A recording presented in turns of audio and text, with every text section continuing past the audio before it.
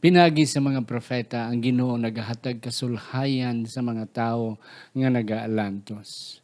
Kag sa iya nga pagpaagi mga kauturan, may ara kita nga palabuton nga kabuhi nga walay katapusan.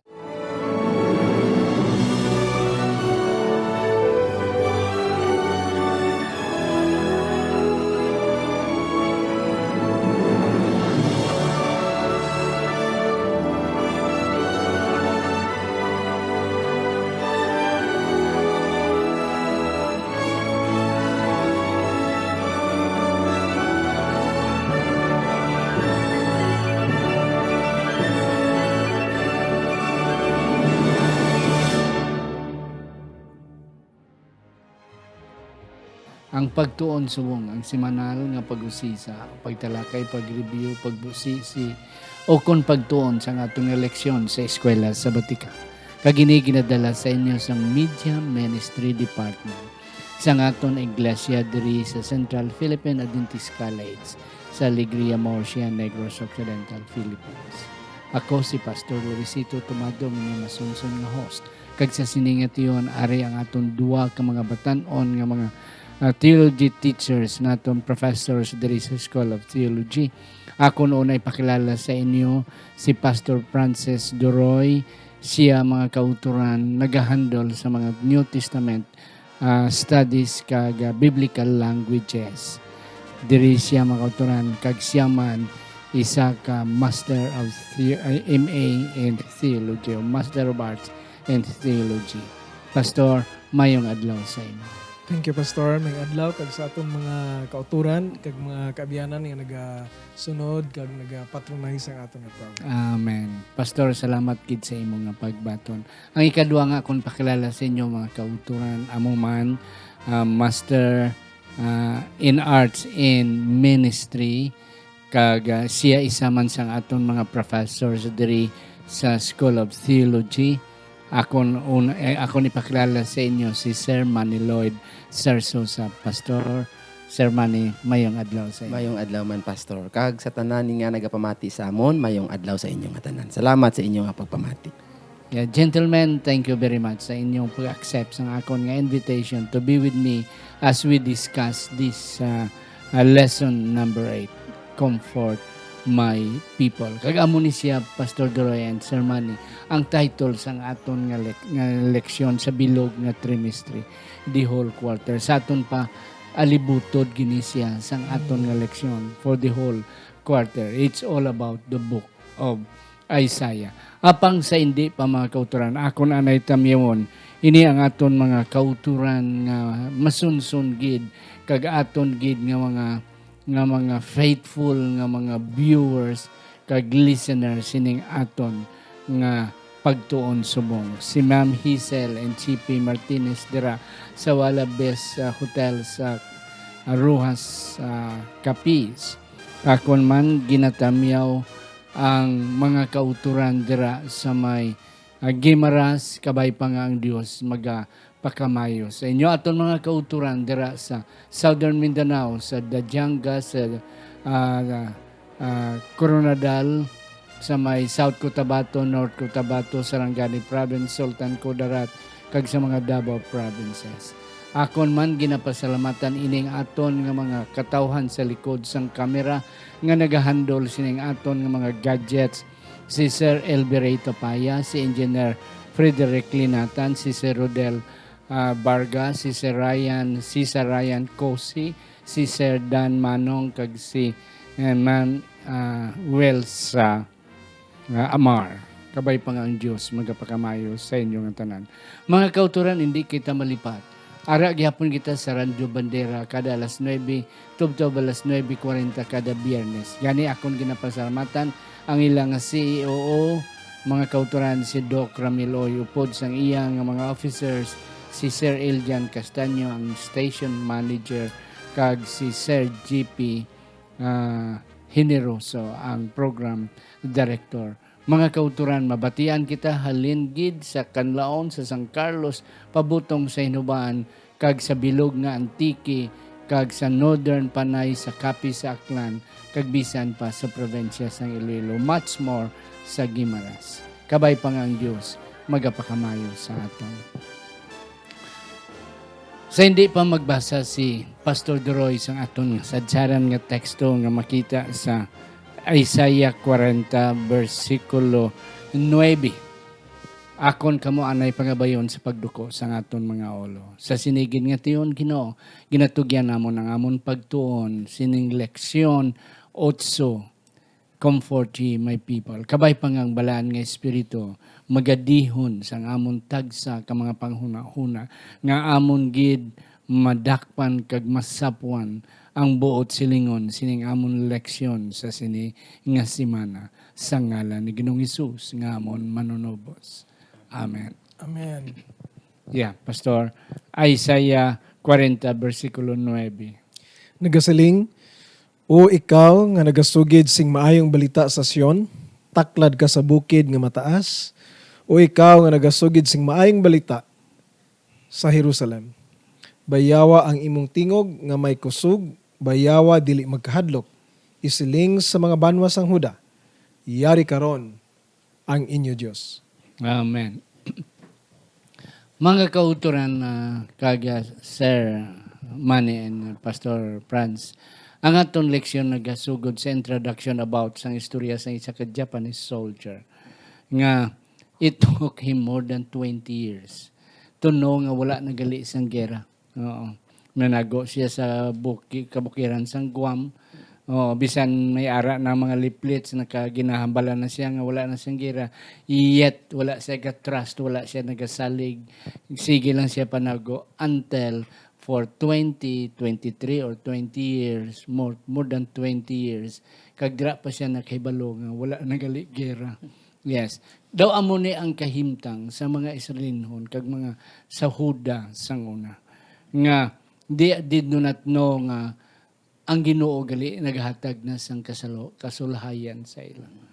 Yet wala nila ma-recognize. It is because they don't believe and they don't recognize about sina nga plano sang Ginoo sa ila. Yes, Sir Pastor Franz. Ang atong tigulo sa sining nga semana, Comfort My People, Yep. is a good news sa katawhan sang Ginoo, sa banwa sang Ginoo, sang panahon sang tion sang Old Testament kay bisan sa aton subong. Yes. Kag amo ni ang nanamian ako pastor na personal level, personally sang bala na kasulatan. Bangod nga the God of the Bible gahatag siya permi sang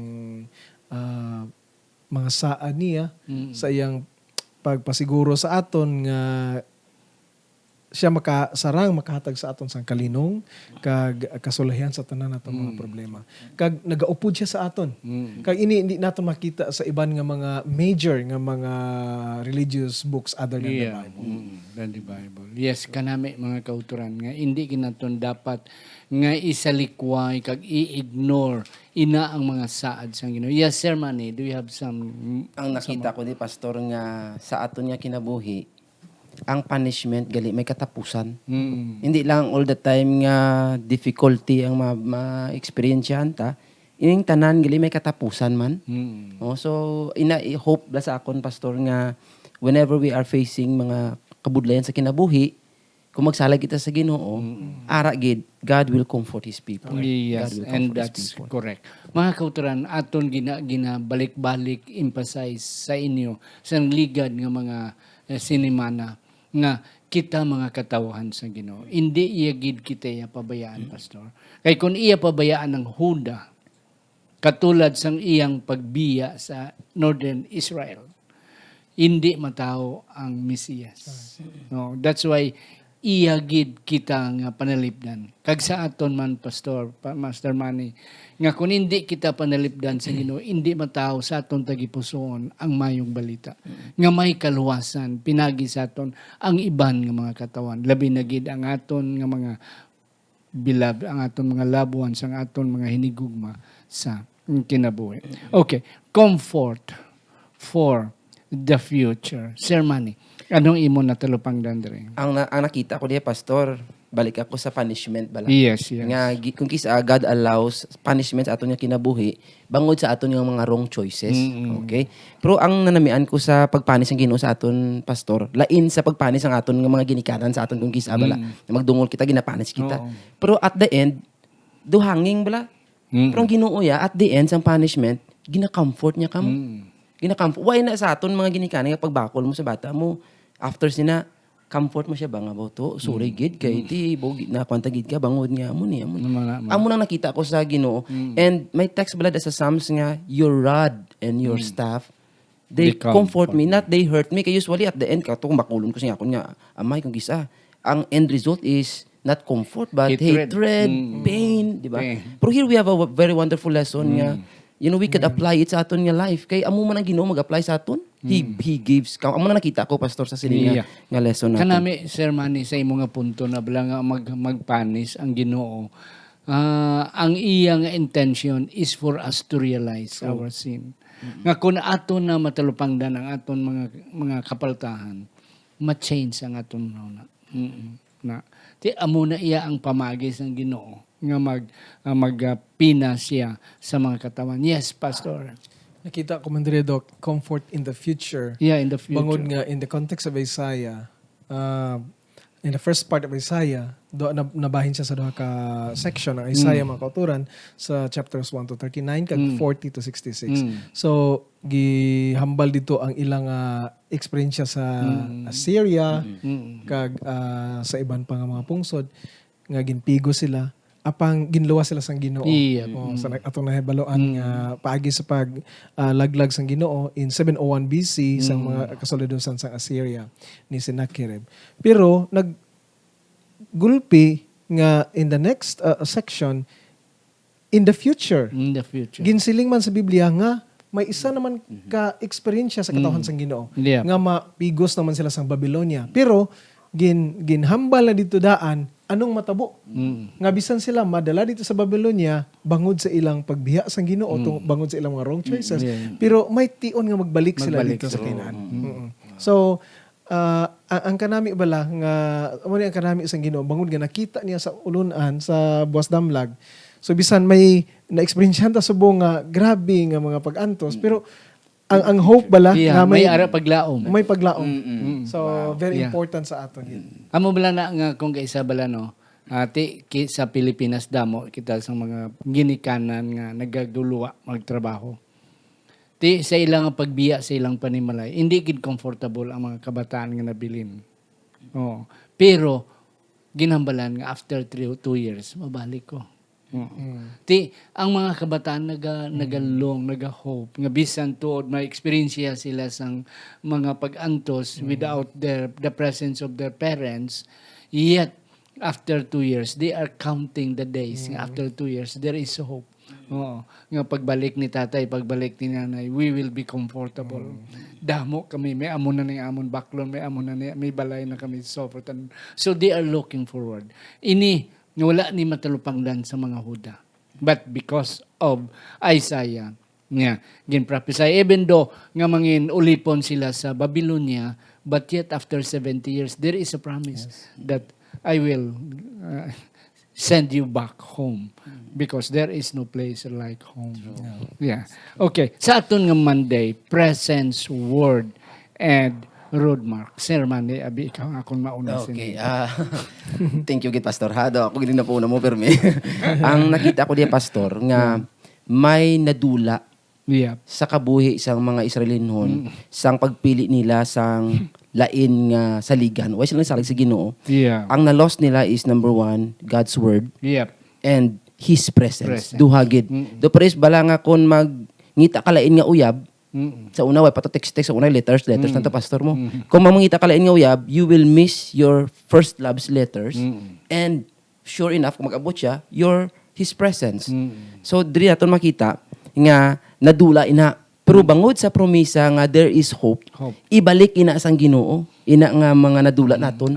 Ang presence niya, ang words niya ibalik niya sa aton. Pero hindi lang nga hapos na nga pagbalik pastor nga sige okay ari nadula man ni wara na ibalik. May ara sang roadworks nga himuon gali nga para bala nga matawhay ang pagdulong siniliwat sa aton ining presence ang Ginoo and His words. Importante, Pastor, sa aton nga kabuhi, His presence and His words. Kaya ang words siya is all about His promises. Yes. His presence is our defense. Amo gina ang presensya sa Ginoo ya, protection niya sa aton mo. Sa mag-asawa, Sir Manny, ang presensya sa mag-asawa kagbana, amo ginayang comforter mo. Oh, nga kon you see, may ara nga idea nga loneliness in a crowd, lonely in a crowd. O nga bisan ano kada mo sang tao, lonely ka, kay wala da ang presensya sa imo hinigugma. And that's it. So kanami sa imo punto nga nadula sa ila nga pag wala bali sang pulong sa Ginoo, nadula ang presensya sa Ginoo kag ang pulong sa Ginoo nga nagatudlo sa ila to be right before their Lord. Yes, Pastor.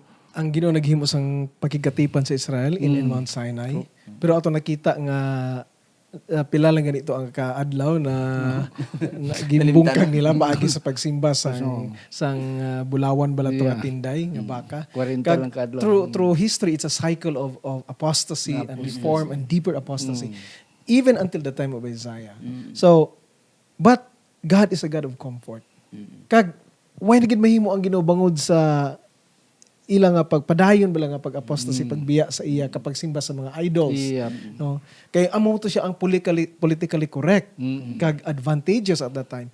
So mapigo sila sa Babylonia kag mangin matapok sila didto. Apang there is a return to exile. So agod nga mabalik ang essence of the covenant. Actually, the essence of the covenant is the presence of God and His Word. Amen. Kag in Isaiah, actually, very important makauturan nga kung lang taon, there are 66 chapters. Yes. And they say that the gospel in the Old Testament actually is Isaiah. And the gospel evangelist is Isaiah. So, in the person of the Messiah, who is the Word and the presence himself. True, to no? God's Makita mo, no? Amen. So, natabo gid siya. Daw hindi Grabe lang gid ang Ginoo. daw hindi lang konsekwensya kundi it was really mysteriously planned Yes. by God. Wow. Mga kauturan, ang presensya bala sang aton mga hinigugma sa aton kinabuhi among naghatag sa aton encouragement and hope. Di kung kaysa bala may mga misunderstanding ang mag-asawa, hindi na magtingganay, hindi na magistoryahanay, kasubo sang sang ano ni sang panimalay. Ag amo ni ang nitabo. Yeah. But yet, ang kanami lang, because God has a promise. Kag pastor ko makadugang ko makauturan, hindi ni siya dali lang basta-basta. Kay kung may bisita gani sa aton bisan nga ang atong presidente, di mangaman gid ang bakolod o diri sa di man nga banwa o city. How much more the King of Kings, the God of the universe. So that's why kinahanglan ang road work, pastor. So ang gisiling diri is we know that this is fulfilled in the New Testament with John the Baptist, preparing the people to repentance, to prepare the coming of the Word and the bodily, physical presence of God Himself.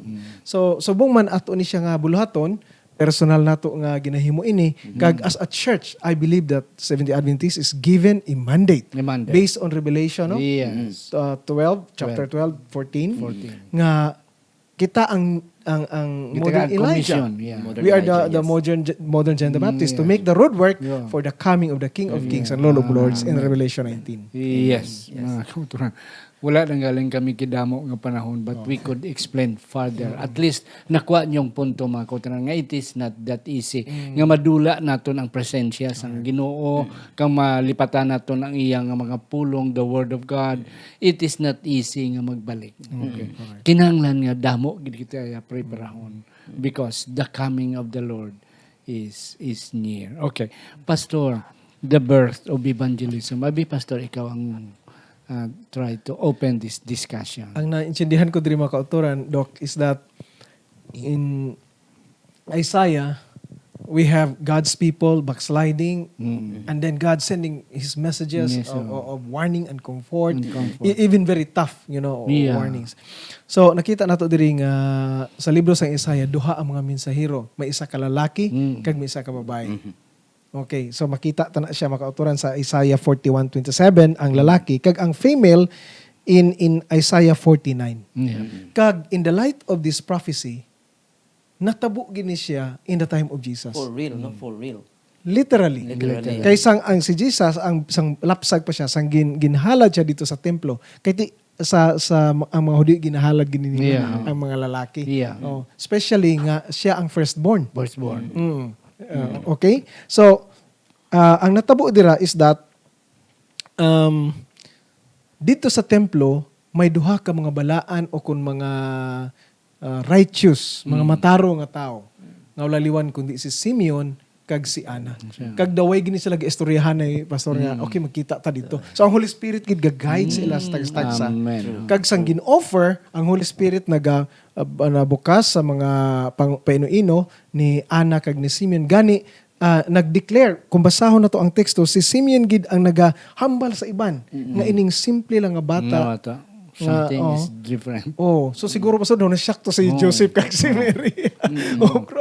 Something different. It is something Nga mo ni siya ang unusual. Messiah. This is the fulfillment of the Old Testament prophecies. So, ang nahimong evangelist, no, amo si Anna, Si Anna. the prophetess.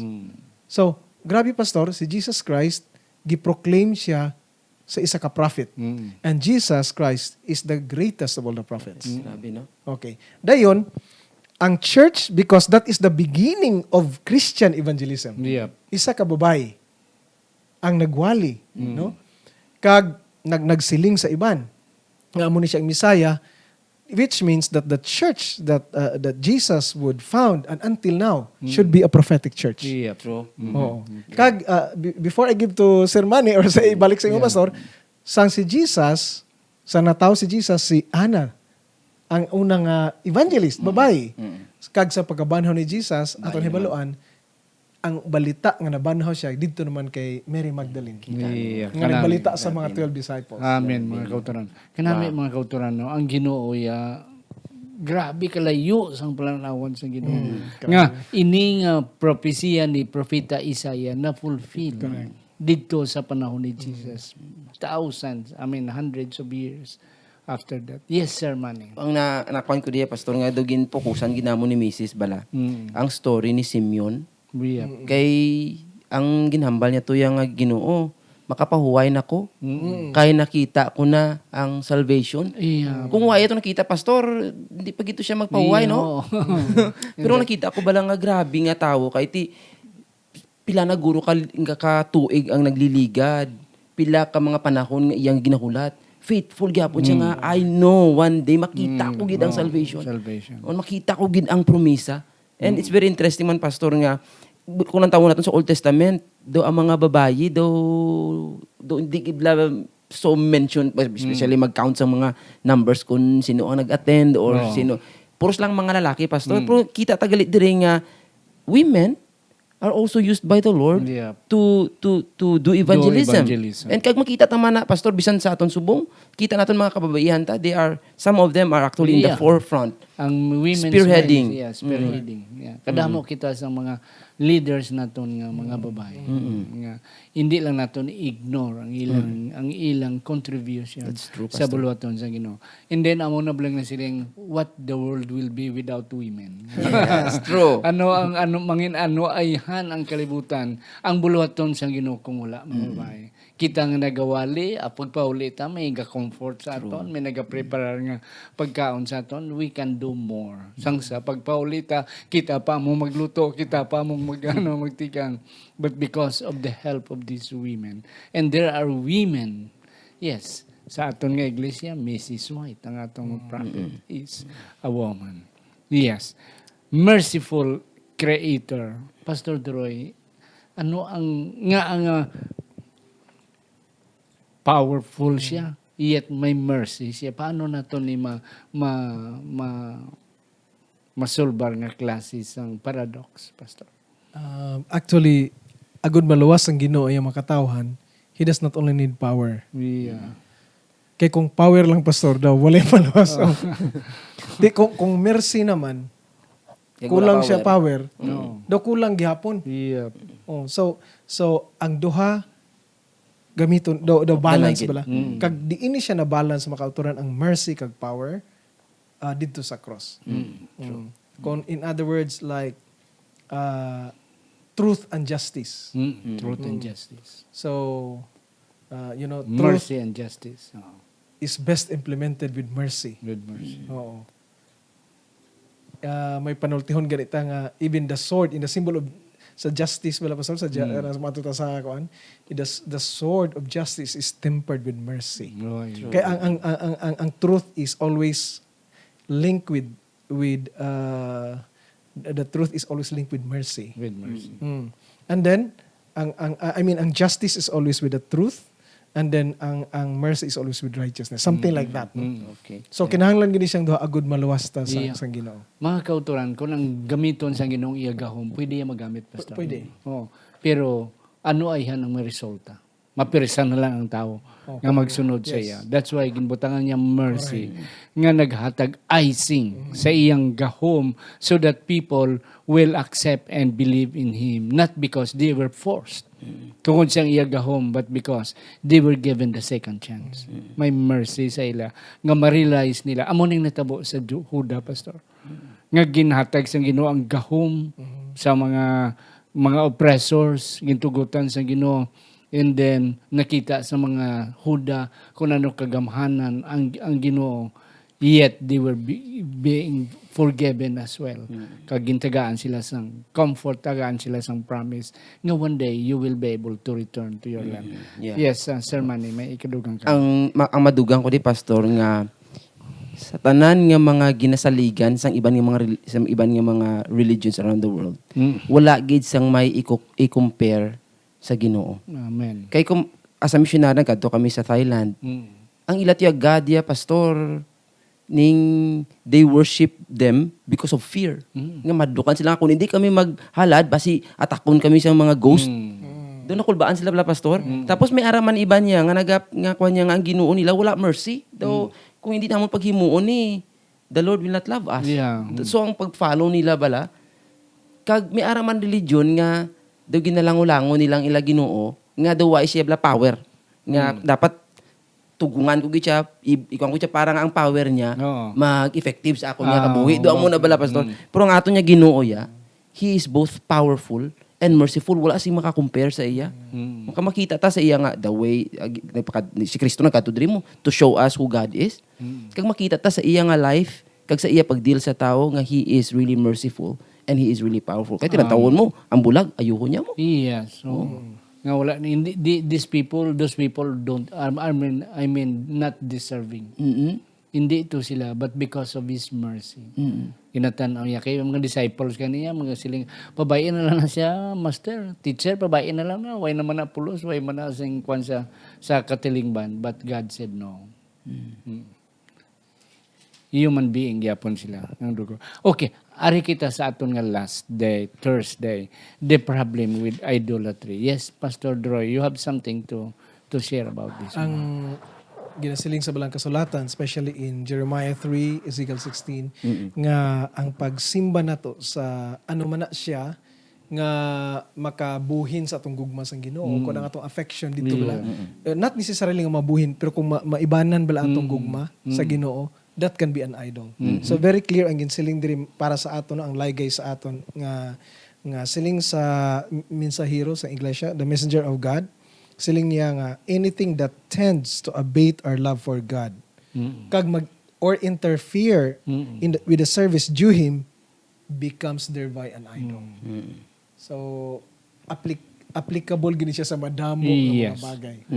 Technology, person or bisan ano pastor sa atong kabuhi. Yeah. Kag nga ang na-mentionan ini pastor ni Isaiah. Because amo ni ang major gid nga sala sang katawan sang Ginoo, especially ang Judah during Isaiah's time. Sang si Asa ang ihas gali ang kwan ang ano ni ang king may mga damo nga mga revolto bisan diin lang may gani kay pag-abot ni Hezekiah nga anak ni Ihas ginpangguba ni ano ni but the point is God allowed them to have that fear and God allowed them to have that kind of devastation. It is because of idolatry. Na tisiling ni pastor kay na nga idolatry, anything that would divert our attention to the real God is idolatry. Sir Manny. Ang nakita ko diya pastor nga the reason why people make idols is because gusto nila i-represent nga ining bagay nga hinihimo nila amo ang Dios. Ang Diyos. Pero paano mo ma-represent ang isa ka bagay nga hindi mo makita. Yeah. Nobody could represent Yeah. nga amo ni siya, amo ni itsura Oo, niya, amo ni dubaka itsura, na siya. oo. Hindi. Tapos nasubo kami istoryahan kami ni Mrs. Pastor pagkuha sin lesson diri ba. Dumasubo nga kung magsiling kita likeness of God, image of God, kita na mo. Tilang tawon mo ang tao nga made in the likeness and image of God, nagaduko sa isa ka bagay nga ginapangunang-una nila nga likeness na sa sang Ginoo, representante na sa sang Ginoo, which is very sad. Very, very sad, Pastor. So, if we do that, then, bisan i-presenta ini nga bato, representar ni siya sa ang Ginoo, that becomes an idol because that is not what God is. Hindi niya itsura sa Ginoong bato mo or calf, it becomes an idol. Amo na nakita ko, Pastor. Yeah, and that's correct. Mga kauturan, kabay pa nga aton natulupangdan ang aton nga leksyon karon. Ang aton nga leksyon nagahambal siya may tungod sang pagpina sang Ginoo, pag-allow sang Ginoo sa iya mga katawan nga makatalupangod sila. And then kanami lang kay comfort ye my people nga ginatagaan niya sang pag pulupikpik sa baga nga to nakasala ka so forth and on in that it's and ang promise nga one day we will have the Messiah. Kabay pa nga ang Diyos magkapakamayo sa aton. Akon kaan si Pastor Duroy sang iyang last word, Pastor. Ang natabo sa Isaiah, Pastor, hindi lang to sa Old Testament, sa Judah, kaya sa mga katawan sa Ginoo. Unfortunately, the same nga natabo sa bong. Gani ang proof siling ni Sister White, many who bear the name of Christians. So we can say, even Adventists, are serving other gods besides the Lord. Amen. So, atong himuon gid ang roadwork mga kauturan no usisahon atong kaugalingon nga wala sing mangin contender o kon kompetensya makaagaw sa atong pahigugma sa atong Diyos. Yes, Sir Manny. Ang ako niya last words, Pastor Ramon, nga nag-aalagad kita sa Ginoo nga willing nga mag-save sa aton bangod sa dako niya nga mercy. Kag He is able to save us because of His power. Amen. Amo nang nakita ko. So, of course, sa aton nga kabuhi, sometimes we feel discouraged. Sometimes it seems like ginatest kita sang Ginoo. Yep. But we have a God who will put an end to all of this and He will bring comfort to our souls. Amo nang nakita ko sa ating Yes. connection sininga semana, Pastor. Salamat, Pastor Duroy, Sir Manny. Mga kauturan, hindi lang kita magtagudili. We will not reserve our belief sa aton nga Ginoo nga siya nagasaad because once we trust Him, He will do the best for us. And one day, makita lang naton nga kauglingon dito sa iya ginharian. Akon pangabayon si Sir Manny, pagduko sa aton mga ulo sa closing prayer. Let us pray. Our most gracious and kind Heavenly Father, Ginoo, kami nagkapasalamat sa imo. Sa leksyon nga amon natun-an, ang Ginoo nga nagahigugma sa amon puno sang mercy. Gamhanan nga makaluwas sa amon. Ginoo, ginapangamuyo ko ang tanan nga amon mga kauturan nga nagapamati sa amon sa siningatak na whatever they are experiencing today, dear Father, siguro ara sila sa mga problema sa ila kinabuhi. May this lesson encourage each one of us that we have a Savior who will bring comfort sa amon. Amen. Kabay Ginoo nga ini amon ma-experiensyahan sa amon kabuhi kag ini mangin rason sa amon nga pagdayaw kag pagsalig pagid nga hugot sa imo. Salamat Ginoo sining panahon ini tanan amon pasalamatan pinaagi lamang sa ngalan ni Jesu Kristo amon personal na manluluwas. Amen. Amen. Amen.